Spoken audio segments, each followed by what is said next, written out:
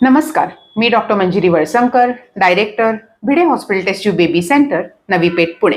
आज आपण बघतोय की ज्या पेशंटचं AMH आणि AFC कमी झालेलं आहे, म्हणजे ज्यांची अंडकोशाची कार्यक्षमता किंवा गर्भधारणेची कार्यक्षमता ही खालावलेली आहे, ती लगेच खालावते का ती काही चिन्ह देते?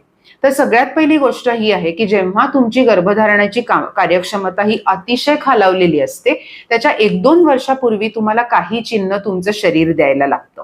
सगळ्यात महत्वाचं, पाळीचा पॅटर्न बदलतो. म्हणजे जर पाळी अगदी काटेकोरपणे महिन्याला येत असेल आणि ती पुढे मागे व्हायला लागली, किंवा जे अंगावरनं तुम्हाला 4 दिवस चांगलं जात होतं ते 2च दिवसावर आलं, किंवा रक्तस्राव नेहमीपेक्षा कमी व्हायला लागला, ह्या काही महत्वाची चिन्ह आहेत जे आपल्याला सांगतात की आपली अंडकोशाची कार्यक्षमता थोडी खालावलेली आहे.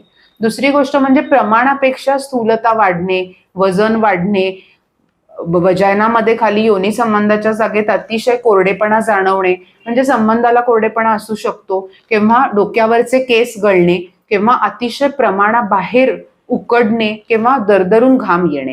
ह्या सगळी जी चिन्ह आहेत ही आपल्याला सांगतात की आपले हॉर्मोन्स जे आहेत ते कमी व्हायला लागलेत आणि अंडकोशाची कार्यक्षमता ही नेहमीपेक्षा खालावल्याची शक्यता आहे.